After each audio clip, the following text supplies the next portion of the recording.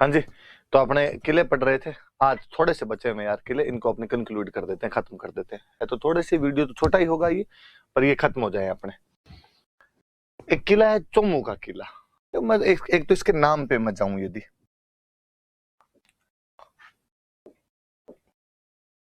इसका ऐसा नाम क्यों है, तो इस किले के 4 दरवाजे थे, 4 मुंह का किला था, इसलिए चौमुहागढ़ कहते थे। और चौमुहागढ़ चौमुहागढ़ करते करते हमने धीरे धीरे इसका नाम क्या कर दिया, चोमू कर दिया। तो यहाँ कोई ठाकुर हुए थे कर्ण सिंह, उन्होंने इस किले का निर्माण करवाया था, चौमुहागढ़ कहते थे। या इसके 2 नाम और हैं, धार धारागढ़ कहते थे या रघुनाथगढ़ कहते थे। कोई ये पूछ लेगा भाई, ये नाम याद रखना कि किस किले को धार धारागढ़ या रघुनाथगढ़ के नाम से भी जाना जाता था, तो चौमू का किला है। तो चौमू के किले का निर्माण यहाँ का सामंत हुआ था करण सिंह, उसने निर्माण करवाया था। 4 दरवाजे होने की वजह से इसको चौमुहागढ़ कहते हैं, या इसके 2 अन्य नाम और है, इसको धार धारागढ़ भी कहते हैं या इसको रघुनाथगढ़ भी कहा जाता है। यहाँ पर एक गेस्ट हाउस बना हुआ, उस गेस्ट हाउस का नाम है हवा मंदिर। इंग्लिश में टेंपल गलत लिख दिया, टेंपल नहीं होना चाहिए, मंदिर ही लिखना।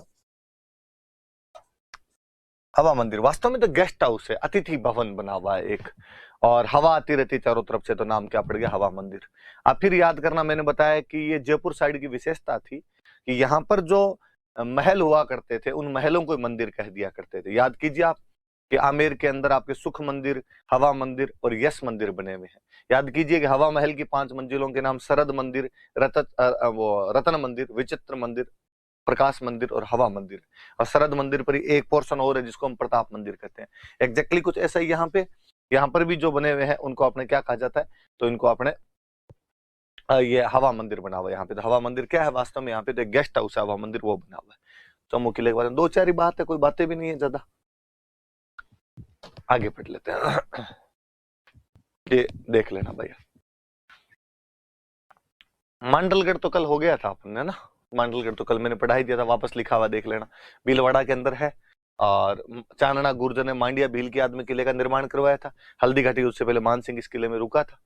मंडल आकृति में बना हुआ है। उंडेश्वर महादेव का मंदिर है, शीतला माता का मंदिर है, सागर सागरी जलाशय। ये बात मैं बताता ही हूँ आपको, कल भी मैंने बताई थी कि मांडलगढ़ में सांगा की छतरी है, किले में नहीं, किले से बाहर है। कोई बात नहीं, दोबारा आ गया है किला। मांडलगढ़ का किला देख लेना भैया। शेरगढ़ किला 12, ये देखना आप, परवन नदी के किनारे बना हुआ। एक तो इस नदी का नाम याद रखना, कोई पूछ ले कि भाई शेरगढ़ का किला जो 12 है वो कौन सी नदी किनारे, तो परवन नदी किनारे कोसवर्धनगढ़ कहा जाता है। कहते हैं कि कोसवर्धन नाम की पहाड़ी थी यहाँ पे, उस पहाड़ी पर बना हुआ था, इसलिए नाम कोसवर्धनगढ़ है। जिस प्रकार राजस्थान में तारागढ़ 2 है, एक तारागढ़ का किला अजमेर में है और एक तारागढ़ का किला बूंदी में है, उसी प्रकार शेरगढ़ भी 2 है। एक शेरगढ़ का किला 12 में है और एक शेरगढ़ का किला धौलपुर में है। तो धौलपुर वाला किला बहुत पुराना किला है, कुषाण कालीन किला है।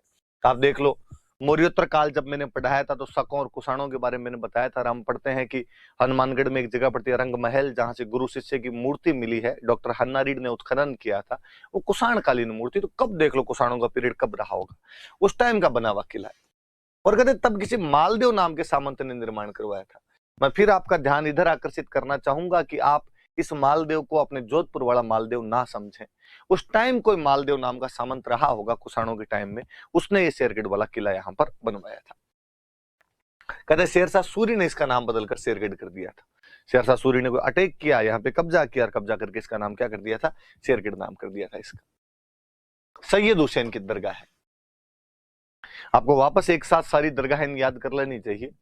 जब हम पढ़ते हैं कि गागरोन के किले में संत हमीदुद्दीन की दरगाह है, रणथंभौर के किले में पीर सदरुद्दीन की दरगाह है, जोधपुर के किले में भूरे खान की मजार है, तारागढ़ अजमेर वाले के अंदर मीरान साहब की दरगाह है, जालोर वाले किले के अंदर मलिक शाह की दरगाह है। एग्जैक्टली कुछ ऐसा ही धौलपुर के किले में सैयद हुसैन की दरगाह है। इसमें एक तोप है जिसका नाम है हुनहुकार। आप वापस तोपें याद करेंगे तो जोधपुर के किले के अंदर आपके किलकिला, भवानी, शंभू बाण, गजनी खां, नुसरत, गज्जक और गुब्बारा। जयगढ़ आमेर में हम पढ़ रहे थे कि यहाँ पे जयबाण तोप थी। हम बूंदी में पढ़ रहे थे कि वहां पे गर्भ गुंजन तोप थी। हम पढ़ रहे थे कि कड़क बिजली और धूल धानी यहाँ से भीम सिंह उठा के ले गया था। उसी प्रकार इस किले में तोप का नाम है हुनहुकार तोप है। तो नाम ही हुनहुकार थोड़ा यूं अलग सा लगता है।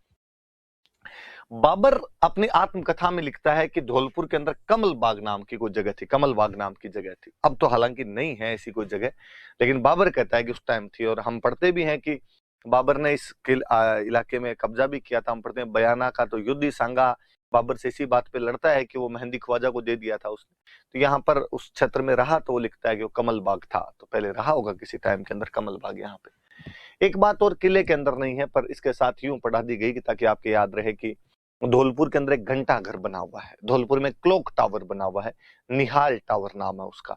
और हम कहते हैं कि वो भारत का सबसे बड़ा घंटा घर है, भारत का सबसे बड़ा क्लॉक टावर है धौलपुर का निहाल टावर, भारत का सबसे बड़ा घंटा घर है।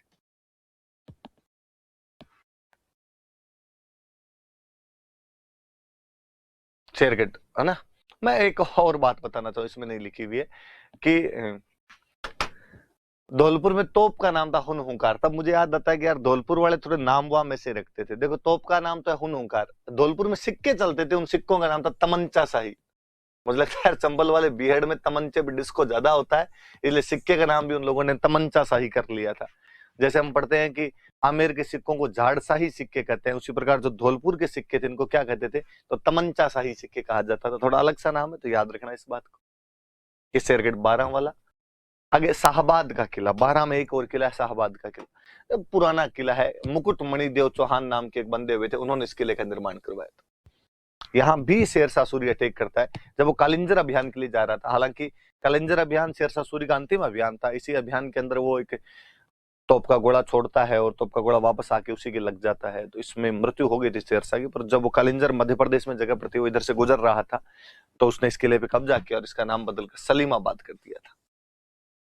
इसमें बादल महल बना हुआ है। बादल महल मुझे इसलिए भी याद रहता है कि मैंने कहीं वर्णन पढ़ा था कि बादल महल के बाहर जो दरवाजे थे, उन दरवाजों पर एक पक्षी का चित्र है, अलल पंख पक्षी का चित्र बना हुआ था। और अलल पंख पक्षी जो है उसके बारे में कहा जाता है कि इतना शक्तिशाली पक्षी होता है कि हाथी को चोंच में उड़ाकर और ले जाता है। हमारे पौराणिक कहानियों में, माइथोलॉजिकल स्टोरीज के अंदर इसी पक्षी का वर्णन है, अलल पंख पक्षी का, जो अपनी चोंच में अपने पंजों में हाथी को दबा लेता है। वैसा ही कुछ एक चित्र इस बादल महल के दरवाजे पर लगा हुआ था, जिसमें एक अलल पंख पक्षी जो है वो हाथी को अपने पंजों के अंदर पकड़ के लेके जा रहा है। कहते कालांतर में दरवाजे यहाँ से उतार लिए गए थे और कोटा के नगर निगम में ये दरवाजे लगाए हुए हैं। पता नहीं एग्जैक्टली है या नहीं, पर मुझे याद आता कहीं मैंने ऐसा पढ़ा था। पर वो दरवाजे जरूर इस पे थे जिन पर अलल पंख पक्षी बना हुआ है। इसमें फिर एक तोप रखी हुई नवलवान। तो धौलपुर वाले शेरगढ़ में तोप का नाम है हुनहुंकार और इधर वाली तोप का नाम है नवलवान। मुझे फिर लगता है कि नवलवान नहीं है, इस तोप का नाम होना चाहिए नवल बाण। जैसे जय सिंह की तोप थी तो जय बाण, तो नवल सिंह की तोप है तो नवल बाण। लेकिन वो नाम अपभ्रंश होते हैं, धीरे धीरे भाषाएं रूप बदलती है अपना, तो नवलवान कर दिया गया इसका नाम। ये भाई आपके किला, कोटा का किला कल पढ़ाई दिया था मैंने, आपकी बातें तो वही है शायद कि जयतर सिंह ने गुलाब महल बनवाया था यहाँ पे, माधो सिंह ने कालांतर में यहीं पे कोटा का किला बनवा दिया था। तोड़ कहता है कि आगरा किले के बाद इसका परकोटा सबसे बड़ा है। कल एक बात मैंने और बताई थी कि चंबल के किनारे, चंबल के किनारे बना हुआ, बातें पढ़ ली थी। भैंसरोडगढ़ भी कल पढ़ ही लिया था आपने। चंबल और बामनी नदियों के किनारे है, इसे राजस्थान का वेल्लोर कहा जाता है। यही तो कल पढ़ लिए थे अपन। नागौर का किला, आप याद करिए कि पृथ्वीराज चौहान के टाइम में कुछ मंत्रियों के नाम बताए थे मैंने, भुवनमल, केमास, स्कंद, वामन, सोड, ऐसे कुछ मंत्री थे। और कर्पूरी देवी शुरुआत में जब शासन संभालती है तो अपने इन अनुभवी मंत्रियों की सहायता से वो शासन संभाल पाती है। उनमें एक मंत्री कैमास, भुवनमल तो कर्पूरी देवी के पीहर पक्ष का एक बंदा हुआ करता था, लेकिन कैमास जो था उसके लिए कहा जाता है कि दाहिमा राजपूत था। और उस कैमास ने, कदम्बवास भी कहते हैं उसको, कदम्बवास कहिए या कैमास कहिए, उसने नागौर वाले किले का निर्माण करवाया था सोमेश्वर के टाइम। सोमेश्वर पृथ्वीराज चौहान के पिता का नाम था। तो लिखा है कि चौहान राजा सोमेश्वर के सामंत कैमास ने इसका निर्माण करवाया था। इसमें दोहरा परकोटा है, दोहरा परकोटा बना, डबल कोट कहिए या मैं ज्यादा अच्छा शब्द यूज में लेना चाहूंगा रैम्पार्ट, डबल रैम्पार्ट बना हुआ है इसके अंदर, तो वो थोड़ा सा याद रह जाए आपको। कुचामन का किला, कुचामान नहीं है भाई, कुचामन है ना, आपने जानते हैं।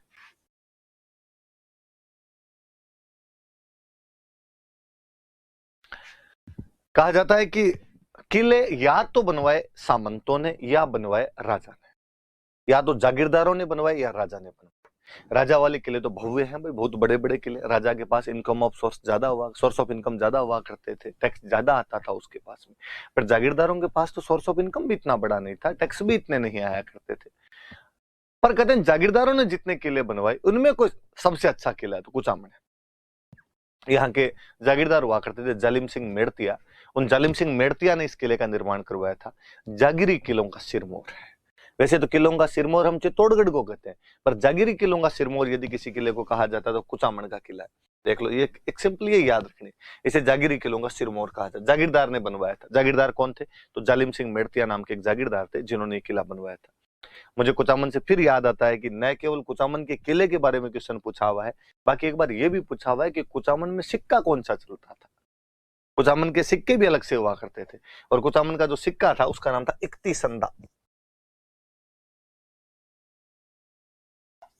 यहाँ पे इकती संदा नाम का सिक्का चला करता था। इकती संदा का मतलब है सिक्का 31 के साल में जारी हुआ होगा। अब वो कोई 1500 1400 जो भी 31 रहा होगा, पर उस साल में ये जारी हुआ। जैसे मुझे इकती संदा से एक और याद आता है कि भीलवाड़ा में जो अपने शाहपुरा रियासत थी, शाहपुरा वालों का एक सिक्का हुआ करता था 11 संदा। इसका मतलब 11 की साल में जारी किया होगा। तो मैंने आज देख लो 3 सिक्के बता दिया आपको। धौलपुर में तमंचा शाही सिक्का है, शाहपुरा के अंदर 11 संदा सिक्का है, सॉरी शाहपुरा में 11 संदा सिक्का है, और कुचामन वालों का जो सिक्का 31 संदा है। अभी हम पढ़ रहे थे कि आमेर वालों का जो सिक्का था वो कौन सा होता था, तो वो झाड़साई होता था। चलो मैं होमवर्क देता हूं आपको कि आप बाकी सिक्के देखना, बाकी सिक्के कौन कौन से हैं, वरना मैं जब लाइव आऊंगा आपके तो अपने बात करेंगे। इस बार मैं वो सिक्के पढ़ा दूंगा आपके, तो थोड़ा आप ठीक भी हो जाएगा। तब तक आप निकाल के रखना कौन कौन से सिक्के होते हैं, उस दिन अपने और चर्चा करेंगे उन सिक्कों पे। चलो, चूरू का किला बताया हुआ। वैसे तो मेरा चूरू के किले के बारे में ज्यादातर जो बातें हैं आपको, फिर भी कुशल सिंह नाम के सामंत हुआ करते थे यहाँ के, उन्होंने इस किले का निर्माण करवाया था। चांदी के गोले दागने वाला किला, सिल्वर फाइड, सिल्वर जो कैनन बॉल्स थी वो यहाँ पे पूरा लिखना ना, सिल्वर कैनन बॉल्स कि सिल्वर के चांदी के गोले इस किले से दागे गए थे। कौन से किले से दागे गए चांदी के गोले? तो चूरू के किले से दागे गए थे, याद रखना। मेरी बात बताई हुई है कि 14 के अंदर सूरत सिंह इधर अटैक कर देता है, और सोजी सिंह यहाँ का सामंत हुआ करता था, उसने उस समय आपसे चांदी के गोले दागे थे। एक किले देखिए वो बात बनती है, तो वो बात याद रख लेना। सोजी सिंह है ये ना, थोड़ा नाम सही करना।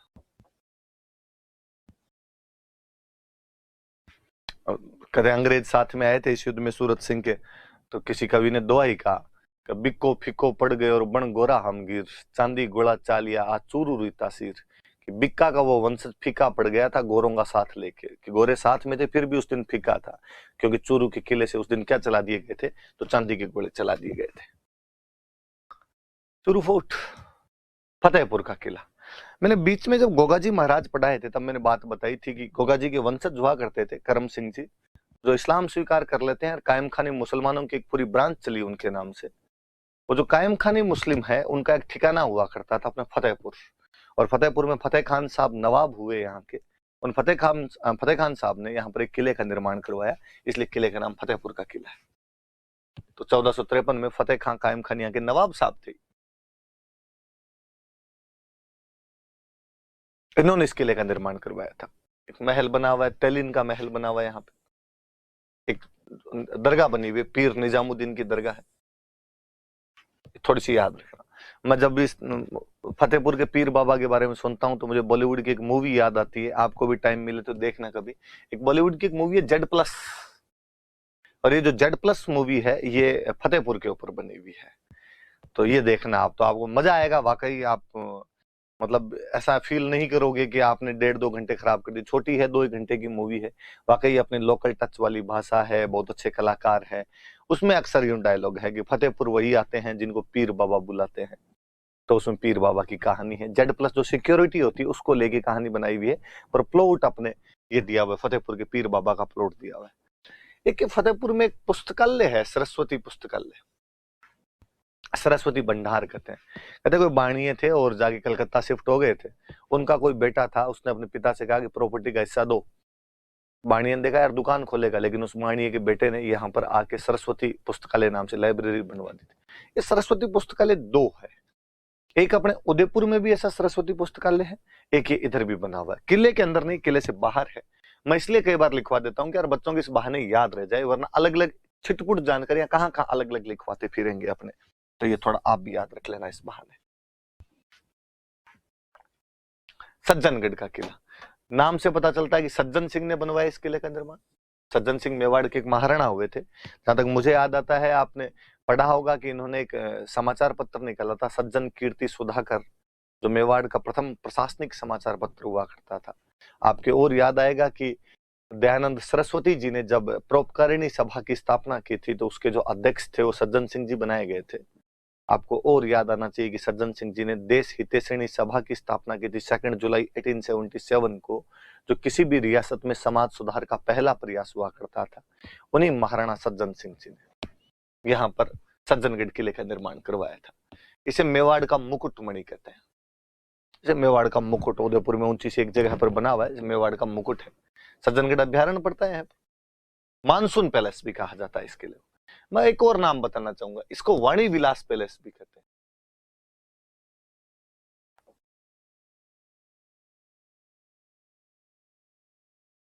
वाणी विलास पैलेस भी कहा जाता है इसको।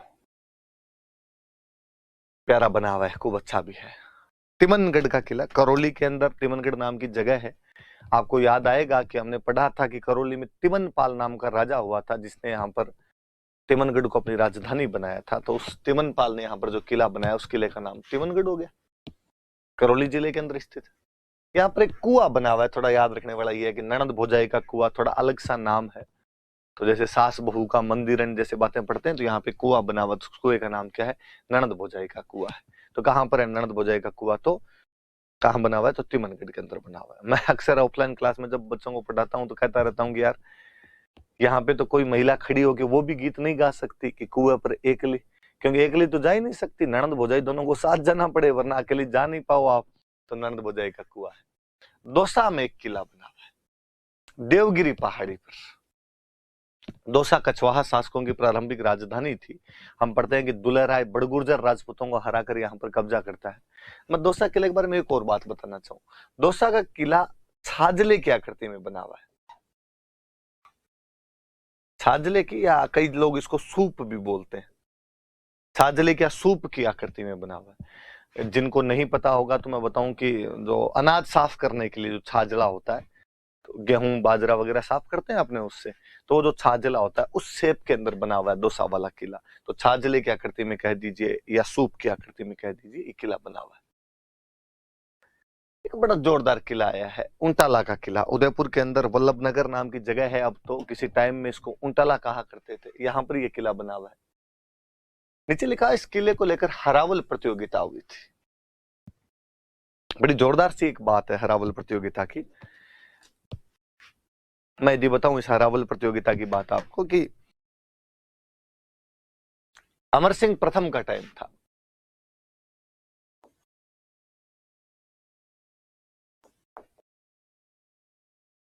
अमर सिंह फर्स्ट मेवाड़ महाराणा हुआ करते थे, और उन अमर सिंह फर्स्ट के टाइम में जहांगीर ने इस किले पर कब्जा कर रखा था।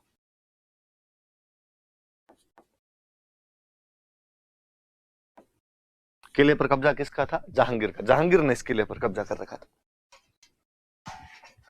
जहांगीर जब इस किले पर कब्जा किया हुआ था, तो अमर सिंह ने कहा यार किला छुड़वाना है अपने को वापस। उंटाला का किला। कौन से किले की बात कर रहे हैं? उंटाला किला। यार किला तो वापस छुड़वाया जाना चाहिए। तो सही बात है, किला छुड़वाते हैं, पर कैसे छुड़वाया जाए किला? तो आक्रमण करते हैं। तो मेवाड़ की तरफ से आक्रमण के अधिकार किसके पास में? तो सलुम्बर। मेवाड़ वाले हरावल के अंदर हमेशा कौन रहेगा? सलुम्बर वाले। तो सलुम्बर वालों का आगे भाई तैयारी करो। सलुम्बर का उस समय जो सामंत हुआ करता था, इसका नाम था जतर सिंह चुंडावत।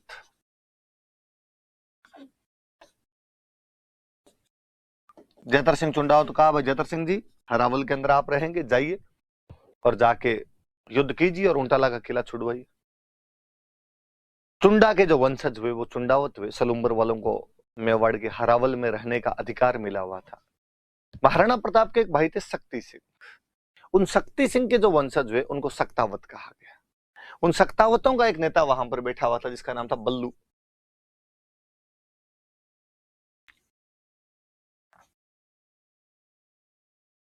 बल्लू सक्तावत वहां पर बैठा हुआ था और बल्लू ने कहा कि राणा जी, अमर सिंह जी, ये क्या तरीका है? हर बार हरावल में सलुम्बर वाले क्यों जाए, हर बार हरावल में चुंडावती क्यों जाए, हमें मौका दो। कहते अब देखो, ये तो रीति नीति चली आ रही है चुंडा जी के टाइम से। चुंडा जी ने राज्य का त्याग किया था, तब कहा गया था कि मेवाड़ के हरावल के अंदर हमेशा चुंडावत रहेंगे, तो ये तब से रीति है, ये तो चेंज नहीं की जा सकती। उन्होंने कहा क्यों? अब चुंडावत बहादुर होते हैं, ये जाएंगे। उनका बहादुर हम कौन से कम है, हम भी बहादुर, एक बार मौका तो दे के देखें, पहले इस्तेमाल करें फिर विश्वास करें। अमर सिंह के सामने दिक्कत, उसकी दो सेना की टुकड़ियां आपस के अंदर विवाद कर रही है कि पहले मरने के लिए कौन जाना चाहता है। आप देखिए अद्भुत चीज कि ये सौभाग्य किसको प्राप्त हो कि देश, राष्ट्र या राज्य के लिए पहले कौन मरेगा। चुंडावत कहें कि हमारा अधिकार है, आज दिन तक जब हम मरते हैं तो अब भी हमें मरने का अधिकार मिलना चाहिए, हमें लड़ने का अधिकार होना चाहिए। सक्तावत कहें कि हम कौन से बहादुर कम है, हमें मौका दो, हम बता देंगे कि हम भी वैसे ही बहादुरी से लड़ते हैं। तो अमर सिंह जी ने कहा कि चलो ठीक है, तुम दोनों अटैक करो, चुंडावतों की एक टुकड़ी अटैक करेगी, एक सक्तावतों की टुकड़ी अटैक करेगी, अलग अलग छोर से अटैक किए जाए। एक छोर से चुंडावत अटैक करेंगे, एक छोर से सक्तावत अटैक करेंगे। जो किले में पहले घुस गया, किला उनका, मुगलों की नफरी छोटी थी, जहांगीर की सेना बहुत कम थी उन दिनों के अंदर, स्वाभाविक था कि जीत तो लेंगे, उसमें तो कोई डाउट ही नहीं है। पहले कौन घुसेगा? सक्तावतों ने कहा कि हम गेट की तरफ से जाएंगे, गेट तोड़ के अंदर घुसेंगे, ठीक है। चुंडावतों ने कहा कि हम दीवार वाली साइड से जाएंगे, हम दीवार तोड़ के घुसेंगे। कहते हैं कि गेट की तरफ से जब सक्तावत गए, सक्तावतों का नेता था बल्लू, इसने कहा भाई गेट की तरफ से जाते हैं। तो अपने राजस्थान में जो किलों के गेट हुआ करते थे ना, उन गेट के आगे लोहे की सूड़े लगाई जाती थी, लोहे की भयंकर भयंकर किलें लगाई जाती थी। तो यार गेट के आगे तो किले हैं, ये गेट टूटेगा कैसे? तो ऐसे गेटों को तोड़ने का एक तरीका होता था, हाथियों को पिलाते थे दारू, शराब पिलाई जाती हाथियों को। वाकई हाथियों को शराब पिलाया करते थे, इसलिए हाथियों के साथ अक्सर एक शब्द जुड़ा ही रहता है, मदमस्त हाथी। हाथी मद में मस्ती हो जाया करता था। किसका? कृपाराम जी खिड़िया का दो आई आपने, मद छकियो गजराज, गहभरियो चाले मत है, कुकरिया बेकाज, रोवे भूसे क्यों राजिया। कि गर्व में भरावा मद से छकावा हाथी अपनी धुन में चलता रहता है, कुत्ते भगवान जाने उस हाथी को देखकर क्यों भौंकते रहते हैं। अक्सर जो हम हिंदी वाली वो कहावत बोलते हैं कि जब हाथी चलता है तो कुत्ते भौंकते हैं, उसका राजस्थानी वर्जन है कृपाराम जी का दोहा। आगे जब राज्य रे दोहे पढ़ेंगे तो मैं और बताऊंगा आपको इस बारे में। तो हाथियों को दारू पिला के और गेट के टक्कर मरवाते। हाथी पिया हुआ होता तो उन सूलों के जा के, किलों के जा के टक्कर मार दिया करता था, टक्कर मार देता तो गेट टूट जाया करता था, गेट टूट जाता तो अंदर घुस जाया करता। यहां लफड़ा हुआ, हाथी को शराब पिला के भगा के लाए, दूर से टक्कर मरवाई उसके, पर सूले किले इतनी तिखी थी उंटाला वाले किले की कि हाथी की दारू उतर गई एक में, और हाथी ने दूसरी टक्कर मारने से मना कर दिया। हाथी ने कहा नहीं भाई, अपने से तो टक्कर आज मरी जाए, निकल मरी जाए। सक्तावतों को लगा कि यार यदि टक्कर नहीं लगी तो गेट नहीं टूटेगा, गेट नहीं टूटा तो अंदर नहीं घुस पाएंगे, और अपने अंदर नहीं घुसे तो चुंडावत दीवार वाली साइड से घुस जाएंगे और अपने दिक्कत हो जानी है, फिर हरावल उनके पास ही रह जाएगी। वो बल्लू जो सक्तावतों का नेता था, उसने कहा हाथी से टक्कर मारेगा नहीं। हाथी को भगा के लाए, पर हाथी वहां आगे रुक जाए उन किलों को देख के। उसने कहा कि मैं इस गेट के आगे खड़ा हो जाता हूं, मैं इस गेट के आगे खड़ा हो जाऊंगा, आप मेरी पीठ पे टक्कर मरवाओ। हाथी मेरी पीठ पे टक्कर मारी देगा, यहां पे तो उसकी किलें लगेगी नहीं, तो साहब ये सूले आपके आर पार हो जाएगी। कहा हो जाएगी तो जाएगी, एक आदमी मर जाएगा, तुम तो अंदर घुसोगे। तो बहादुर रांगड़ आदमी बल्लू सक्तावत उसके आगे खड़ा हो जाता है, हाथी को टक्कर उस बल्लू के वहां पे पीठ पे लाके हाथी की टक्करें मरवाई जाती है। 2-3 टक्करों के अंदर हाथी गेट तो तोड़ देता है, पर बल्लू सुड़ों के बीच झूल गया था। पर क्या जुनूनी आदमी था कि उसे लगा कि यार यदि गेट टूट गया और अपने वाले अंदर घुस गए तो ये हरावल के अधिकार सक्तावतों को मिलेंगे। पीढ़ियों पीढ़ियों तक मेवाड़ की सेना जब भी लड़ने जाएगी तो सबसे पहले रण मरण का सौभाग्य जो प्राप्त होगा मेरे वंशजों को प्राप्त होगा, मेरे साथियों का प्राप्त होगा। कहानी दूसरे तरफ की ओर विचित्र है कि जब चुंडावतों को पता चला किस प्रकार से सक्तावट गेट तोड़ के अंदर घुसने वाले हैं। वो चुंडावतों का प्रमुख, वो चुंडावतों का मुखिया जत्र सिंह अपने साथियों को कहता है कि यदि वो घुस गए ना तो ऊपर जाके चुंडा जी को मुंह नहीं दिखा पाएंगे। क्या कहेंगे चुंडा जी को ऊपर जाके कि यार आपको जो हरावल का अधिकार मिला था, आपके वंशज इतने निर्बल निकले कि उनके हाथ से सक्तावतों ने ये चीज छीन ली, तो साहब क्या किया जाए, वो तो घुसने वाले हैं। उसने अपने साथी से कहा कि तू मेरा सिर काट के अंदर फेंक दे। पहले अंदर कौन जाना चाहिए, पहले मेरा सिर जाएगा अंदर, काट के अंदर फेंक दिया जाए, बाद में तुम घुस जाना। टूटने वाली है दीवार, बस अपने अंदर घुस ही जाएंगे सारे। अरे क्या पता इतने में हो सकता हो तो घुस जाएंगे। साथी ने जत्र सिंह का सिर काटा, सिर काट के उसके अंदर फेंक दिया किले के अंदर। कहते हैं पहले सक्तावत घुसे थे, गेट तोड़ के अंदर घुस जाते हैं और यस हम आ गए, हम जीत गए। जत्र सिंह चुंडावत की मुंडी मुंडी पड़ी थी, शायद उसकी आंखें यही कह रही होगी कि ध्यान किधर है, तेरा हीरो इधर है। चुंडावत एक बार फिर किले के अंदर पहले घुस चुके थे। नजर न पूगी उन जग्यान गोड़ो पड़ियो न आए, पावाशू पहली घणों ने सिर पड़ियो गड़ जाए। कि नजर न पूगी उन जगह, जहां तक अभी तक नजरें भी नहीं पहुंची थी, गोड़ो पड़ियो न आए, जहां तक अभी तक तोपों के गोले भी नहीं पहुंच पाए थे। पावाशू पहली घणों, पैरों से भी बहुत पहले, सिर पड़ियो गड़ जाए। उस योद्धा ने, उस बहादुर ने अपना सिर कटवा के गड्ढे के अंदर फेंक दिया था। ऐसे जुन्नी लोग थे तब तोड़ लिखता है। जब राजस्थान से ज्यादा बहादुर लोग नहीं देखे हैं। किन बातों के लिए, किन चीजों के लिए मरना कितना सरल कर दिया था उन लोगों ने। तब कहते हैं कि जब राजस्थान वो जगह है जिस धरती के लोगों ने रक्त को पानी से भी सस्ता करके रख दिया था। यहाँ पे खून की तो कोई कीमत ही नहीं थी। हर आदमी किसी बात के लिए कभी मरने के लिए, लड़ने के लिए तैयार हो जाया करता था। आपसे कोई पूछेगा कि वह किला कौन सा है जहां पर हरावल को लेकर लोग लड़ पड़े थे, वो ऊंटाला का किला है। वो हरावल की लड़ाई किन के बीच हुई थी, तो सक्तावतों के और चुंडावतों के बीच हुई थी। उन दोनों के प्रमुख कौन थे? तो चुंडावतों का वो प्रमुख था जत्र सिंह और सक्तावतों का प्रमुख था बल्लू। किसके समय हुआ था? तो महाराणा अमर सिंह प्रथम के समय की बात है। कौन था मुगल बादशाह? कौन था, किसने कब्जा कर रखा था यहाँ पे? तो मुगल बादशाह जहांगीर ने यहाँ पर कब्जा कर रखा था, उसके समय की बात है। देख लीजिए आप, हरावल प्रतियोगिता के लिए प्रसिद्ध चुंडावत और सक्तावतों, नाम याद रखना इनके।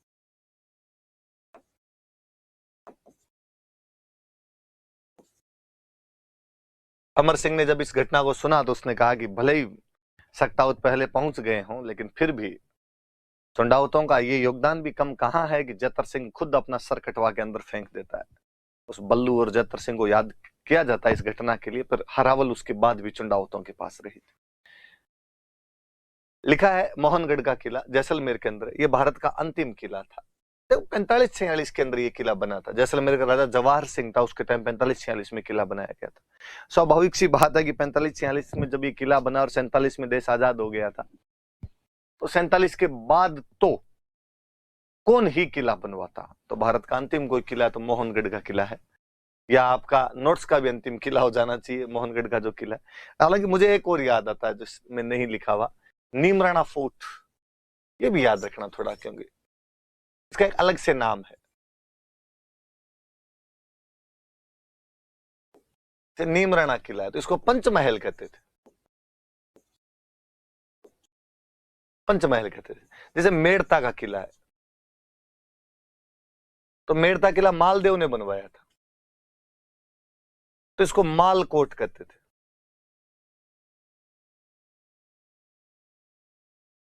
ये भाई अपने राजस्थान के मुख्य मुख्य किले, तो किले याद करना। मैं 2 होमवर्क दे रहा हूं आपको। एक तो मैंने दे दिया आपको, एक तो मैंने कहा कि आप जो सिक्के हैं उन सिक्कों के बारे में पढ़ना।